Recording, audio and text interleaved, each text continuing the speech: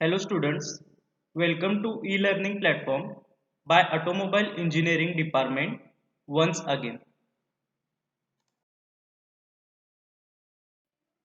So let me introduce first myself. I am Professor KG Ghalsasi and I am going to teach you the subject Automobile Engine. Subject code is 22308. I have already introduced you before this lecture. तर आपण chapter number 4 बघत होतो ignition and exhaust system आणि हा chapter number 4 चा व्हिडिओचा part number 2 असणार आहे. या लेक्चर मध्ये आपण जे टॉपिक्स कव्हर करणार आहे ते कुठले कुठले असणार आहेत तर फर्स्ट वन आहे ते रिक्वायरमेंट ऑफ इग्निशन सिस्टीम म्हणजे जी इग्निशन सिस्टीम व्हेकल मध्ये असणार आहे ती इग्निशन सिस्टीम डिझाईन करतानाची रिक्वायरमेंट काय असणार आहे आणि त्या काय काय रिक्वायरमेंट फुलफिल करायला लागतात हे आपण बघणार आहे.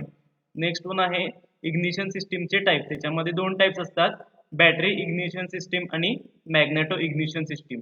तर ते दोन्ही कसे वर्क होणार आहेत ते आपण या लेक्चर मध्ये कव्हर करणार आहे. रिक्वायरमेंट ऑफ इग्निशन सिस्टीम म्हणजे ज्या इग्निशन सिस्टीम असणार त्याची रिक्वायरमेंट काय काय बघा. फर्स्ट वन काय रिक्वायरमेंट आहे, it should provide a good spark between the electrodes of the plugs at correct timing. म्हणजे काय, जो स्पार्क प्लग असणार आहे त्या स्पार्क प्लग मध्ये काय केलं पाहिजे, जी इग्निशन सिस्टीम असणार आहे त्यानं स्पार्क हा प्रॉपर इंटेन्सिटीचा प्रोव्हाइड केला पाहिजे, जेणेकरून काय होणार, जे एअर आणि फ्युएलचं मिक्सचर असणार आहे ते कम्प्लिटली बर्न झालं पाहिजे आणि करेक्ट टायमिंगला काय केलं पाहिजे, तो स्पार्क प्रोड्यूस केला पाहिजे. त्यामुळे काय होणार आहे, एअर फ्युएलचं मिक्सचर हे कम्प्लिटली बर्न होणार आहे. सेकंड वन आहे, it should function efficiently over the entire range of engine speed. म्हणजे इंजिनचं जे स्पीड असणार ते इंजिनचं स्पीड काय होत असते तर कमी आणि जास्त होत असणार आहे. तर त्या प्रत्येक इंजिन स्पीडला काय झालं पाहिजे, जी इग्निशन सिस्टीम असणार आहे ती प्रॉपरली फंक्शन झालं पाहिजे त्या इग्निशन सिस्टीमचं. नेक्स्ट थर्ड वन आहे, it should be light in weight. म्हणजे जी इग्निशन सिस्टीम मध्ये बरेच कंपोनंट्स असतात, बॅटरी असेल, त्याच्यानंतर मॅग्नेटो इग्निशन सिस्टीम असेल तर मॅग्नेटो असणार आहे, असे वेगवेगळे कंपोनंट्स असतात. तर त्याचं जे वेट असणार आहे टोटल इग्निशन सिस्टीमचं ते कमी कमी असलं पाहिजे, जेणेकरून काय ती आपल्या व्हेकलवर आपण इझिली फिट करू शकणार आहे. फोर्थ वन आहे, इट शुड बी कॉम्पॅक्ट. म्हणजे जी इग्निशन सिस्टीम असणार आहे ती कॉम्पॅक्ट असली पाहिजे, जेणेकरून ती आपल्याला व्हेकलवर इझिली आणि कुठं पण फिट करता येऊ शकेल. फिफ्थ वन आहे, it should be easy to maintain. म्हणजे काय, जर इग्निशन सिस्टीम मध्ये किंवा एखाद्या कंपोनंट मध्ये प्रॉब्लेम आला तर त्याचा जो मेंटेनन्स असणार आहे तो आपल्याला इझिली करता आला पाहिजे. आणि सिक्स्थ वन आहे, it should be cheap and convenient to handle. म्हणजे कॉस्टिंग हे इग्निशन सिस्टीमचं कमी पाहिजे आणि हँडलिंगला पण इग्निशन सिस्टीम प्रॉपरली आपल्याला करता आली पाहिजे. ह्या रिक्वायरमेंट असणार आहेत इग्निशन सिस्टीमचे. वन आहे टाइप्स ऑफ इग्निशन सिस्टीम. म्हणजे जनरली जे इग्निशन सिस्टीम असणार ते जनरल इग्निशन सिस्टीमचे दोन टाइप्स असणार आहेत. फर्स्ट वन कुठला असणार आहे तर बॅटरी इग्निशन सिस्टीम किंवा त्यालाच काय म्हणतात coil ignition system.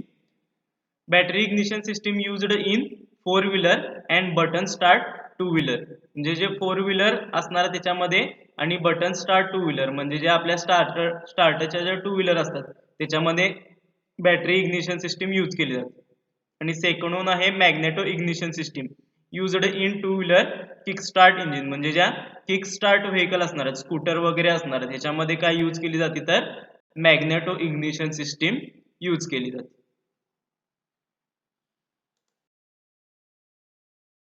Battery ignition system. आता बॅटरी इग्निशन सिस्टीमचा लेआउट असेल किंवा सर्किट डायग्राम असेल ही तुम्हाला या फिगर मध्ये दिसत आहे. तर कंपोनंट्स काय काय बघा. फर्स्ट वन कंपोनंट आहे बॅटरी. म्हणजे जी बॅटरी असणार आहे ती 6 व्होल्टची असते किंवा 12 व्होल्टची असते. नेक्स्ट वन कंपोनंट आहे एमिटर. नेक्स्ट आहे इग्निशन स्विच. म्हणजे जी आपण आपली की असते तो क्रँक करतो तो असणार आहे इग्निशन स्विच. त्याच्यानंतर ही जी टोटल असणार त्याला म्हणायचं इग्निशन कॉइल. ही जी असेंब्ली दिसत आहे त्याला म्हणायचं इग्निशन कॉइल. ह्याच्यामध्ये इथं प्रायमरी वाइंडिंग असणार आहे, या साईडला सेकंडरी वाइंडिंग असणार आहे. प्रायमरी वाइंडिंगचे जे टर्न्स असणार आहेत ते 200 ते 300 टर्न्स असतात आणि सेकंडरी वाइंडिंगचे जे टर्न्स असणार आहेत ते जास्त टर्न्स असतात, साधारणतः 21,000 टर्न्स असतात. टर्न्स म्हणजे काय, गुंडाळलेली असते वायर, किती गुंडाळलेली असते त्याला म्हणायचं टर्न्स. नेक्स्ट आहे कॉन्टॅक्ट ब्रेकर, हा आहे तो कॉन्टॅक्ट ब्रेकर. नेक्स्ट वन आहे कपॅसिटर, ह्याला म्हणायचं डिस्ट्रीब्युटर रोटर. हे आहेत ते 4 डिस्ट्रीब्युटर पॉइंट, कारण की काय हे 4 सिलेंडर इंजिन साठी डायग्राम आहे, त्यामुळे ह्याला 4 कॉन्टॅक्ट पॉइंट्स आहेत किंवा डिस्ट्रीब्युटर कॉन्टॅक्ट्स आहेत. आणि हे जे असणार आहेत ते स्पार्क प्लग असणार आहे. अशी ही टोटल असेंब्ली असणार आहे बॅटरी इग्निशन सिस्टीमची. तर आता वर्किंग कसं होतंय बघा. स्टार्टिंगला काय असणार आहे, हा ही जी इग्निशन स्विच असणार आहे तो काय असणार आहे, ऑफ असणार आहे किंवा ओपन असणार आहे. म्हणजे ही जी सर्किट डायग्राम असणार आहे ती ओपन असणार आहे. आता आपण जेव्हा किल्ली किंवा क्रँक करणार आहे त्यावेळी काय होणार आहे, हे जे इग्निशन स्विच असणार आहे तो ऑन होणार आहे. इग्निशन स्विच ऑन झालं की काय होणार आहे, या बॅटरीमध्ये जे व्होल्टेज असणार आहे किंवा करंट असणार आहे तो इथून पास होणार आहे आणि पास होऊन कुठं जाणार आहे, या प्रायमरी वाइंडिंग मध्ये जाणार आहे. आता प्रायमरी वाइंडिंग मध्ये काय असणार आहे, जे टर्न्स असणार आहेत ते काय असणार आहे, 200 ते 300 टर्न्स असतात. म्हणजे साधारणतः त्यामुळे काय होणार आहे, जे बॅटरीचं व्होल्टेज असणार आहे 6 व्होल्ट किंवा 12 व्होल्ट ते जम्प होऊन किती होते, 200 ते 300 व्होल्ट पर्यंत इथं व्होल्टेज तयार होते. आणि त्याच्यानंतर हा करंट कुठं जाणार आहे, तर या कॉन्टॅक्ट ब्रेकर आणि कपॅसिटर मध्ये जाणार. आता कॉन्टॅक्ट ब्रेकरचं फंक्शन काय असणार आहे, तर हे जे सर्किट असणार आहे ते ब्रेक आणि मेक करण्याचं काम कोण करणार आहे, कॉन्टॅक्ट ब्रेकर करणार. आता साधारणतः काय असणार आहे, या प्रायमरी वाइंडिंग मध्ये व्होल्टेज किती आहे, 200 ते 300 व्होल्टचं व्होल्टेज आहे आणि हे सर्किट काय असणार आहे, हे क्लोज आहे. आता कॉन्टॅक्ट ब्रेकर काय करणार आहे, रोटेट झाले की काय करणार आहे, हे सर्किट ओपन करणार आहे. आता सर्किट ओपन झाल्यामुळे काय होणार आहे, इथं जे प्रायमरी वाइंडिंग मध्ये मॅग्नेटिक फील्ड जनरेट झालेलं आहे ते मॅग्नेटिक फील्ड जनरेट झालेलं काय होणार आहे, कोलॅप्स होणार आहे. आणि मॅग्नेटिक फील्ड कोलॅप्स झालं की काय होणार आहे, हा जो करंट असणार तो प्रायमरी वाइंडिंग मधून करंट कुठं ट्रान्सफर होणार आहे, इथं सेकंडरी वाइंडिंग मध्ये करंट काय होणार आहे, ट्रान्सफर होणार आहे. आता सेकंडरी वाइंडिंग मध्ये काय आहेत, हे टर्न्स असणार आहेत ते जास्त असणार, म्हणजे वायरचे जे गुंडाळे केलेले आहेत ते हे जास्त असतात. ते किती असतात, साधारणतः 2100 टर्न्स असतात. त्यामुळे काय होणार आहे, हा जो प्रायमरी वाइंडिंग मध्ये 200 ते 300 व्होल्टचा करंट होता तो इन्क्रीज होऊन काय होणार आहे, 20,000 ते 22,000 व्होल्ट पर्यंत जो करंट असणार आहे तो करंट तिथं इन्क्रीज होणार आहे. आणि हा 20,000 ते 22,000 व्होल्टचे जे व्होल्टेज असणार आहे ते हाय व्होल्टेज कुठं जाणार आहे, या डिस्ट्रीब्युटरच्या सेंटरला जाणार आहे. तर हे डिस्ट्रीब्युटर काय असणार आहे, हा रोटेटिंग पार्ट असणार आहे. डिस्ट्रीब्युटर काय होणार आहे, हा रोटेट होत असतो आणि ही डिस्ट्रीब्युटरची काय असणार आहे, निडल असणार आहे. आता ही डिस्ट्रीब्युटरची निडल जेव्हा या डिस्ट्रीब्युटर कॉन्टॅक्टच्या समोर येईल त्यावेळी काय होणार आहे, हा जो सेंटरचा 20,000 ते 22,000 व्होल्टचा जो व्होल्टेज असणार आहे ते जम्प होऊन कुठं जाणार आहे, तर या डिस्ट्रीब्युटर कॉन्टॅक्ट मध्ये जाणार आहे. आणि त्या डिस्ट्रीब्युटर कॉन्टॅक्ट मधून नंतर कुठं जाणार आहे, तो करंट इथं स्पार्क प्लग मध्ये जाणार आहे आणि स्पार्क प्लग मधून इथं स्पार्क पडणार आहे. आणि स्पार्क पडला की काय होणार आहे, पुढे जे एअर फ्युएलचं मिक्सचर असणार आहे ते बर्न होणार. तर हे डिस्ट्रीब्युटर कॉन्टॅक्ट कशी डिझाईन केलेली असते, according to the firing order. म्हणजे पहिल्यांदा हे जर पहिला स्पार्क प्लग असेल तर इथं कॉन्टॅक्ट होणार, त्याच्यानंतर तिसरा स्पार्क प्लग, त्याच्यानंतर पहिला नंतर तिसरा, त्याच्यानंतर चौथा आणि नंतर दुसरा. म्हणजे जशी फायरिंग ऑर्डर असेल त्याप्रमाणे इथं कॉन्टॅक्ट होणार आहे आणि त्याप्रमाणे काय होणार आहे, तर जे स्पार्क प्लगला करंट पाहिजे असणार आहे रिक्वायर्ड तेवढा करंट तिथं प्रोव्हाइड केला जाणार आहे आणि तिथून काय होणार, तो स्पार्क पडला की काय होणार आहे, एअर आणि फ्युएलचं मिक्सचर तिथं बर्न होणार. तर अशा प्रकारे ही जी बॅटरी इग्निशन सिस्टीम असणार आहे ती बॅटरी इग्निशन सिस्टीम वर्क होणार.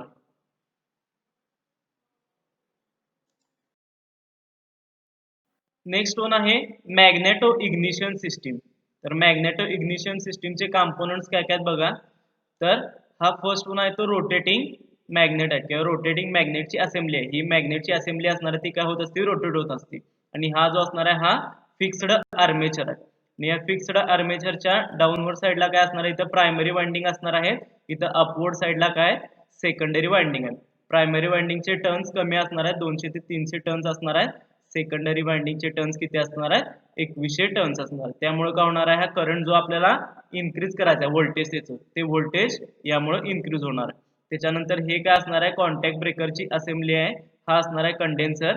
त्याच्यानंतर हे असणार आहे ते डिस्ट्रीब्युटर रोटर, हा डिस्ट्रीब्युटरचा आर्म असणार आहे आणि हे असणार आहे ते 4 कॉन्टॅक्ट पॉइंट्स आहेत. आणि त्याच्यानंतर हे जे असणार आहे ते 4 स्पार्क प्लग असणार आहे. तर वर्किंग कसं होणार आहे बघा. स्टार्टिंगला काय होणार आहे, हा जो रोटेटिंग मॅग्नेट असणार आहे तो मॅग्नेट काय होणार आहे, रोटेट व्हायला चालू होणार आहे. आता मॅग्नेट रोटेट व्हायला चालू झालं की काय होणार आहे, इथं करंट जनरेट होणार. जो आर्मेचर असणार आहे त्या आर्मेचर मध्ये इथं करंट जनरेट होणार आणि तो करंट कुठं जाणार आहे, तिथून प्रायमरी वाइंडिंग मध्ये जाणार आहे. प्रायमरी वाइंडिंग मध्ये त्याचं व्होल्टेज काय असणार आहे, कमी असणार आहे. मी प्रायमरी वाइंडिंग मधून परत करंट कुठं जाणार आहे, तर या कॉन्टॅक्ट ब्रेकर मध्ये जाणार. आता कॉन्टॅक्ट ब्रेकरनं हा पॉइंट किंवा हे सर्किट ब्रेक केले की काय होणार आहे, इथं जे मॅग्नेटिक फील्ड तयार झालेलं असणार आहे ते कोलॅप्स होणार आहे.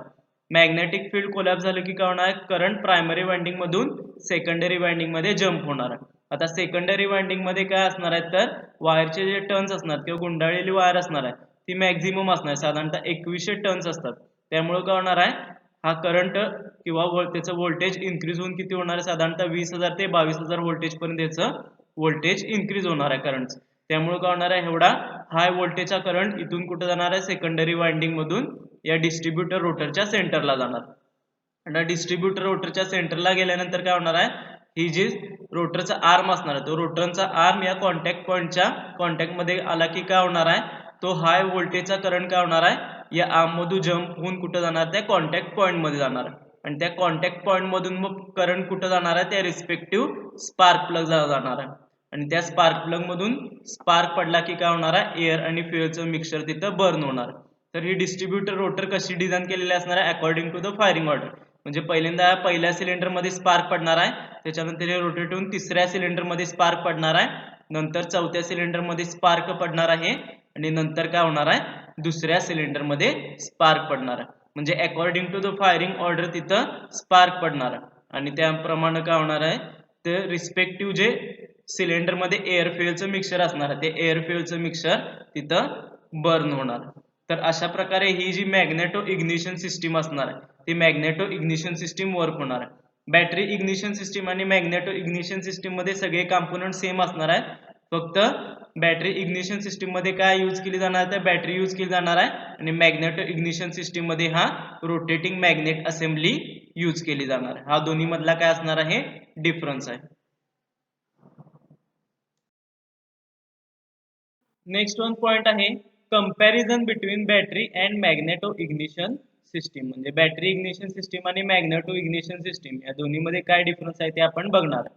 तर फर्स्ट वन बघा, बॅटरी इग्निशन सिस्टीम मध्ये current is obtained from the battery.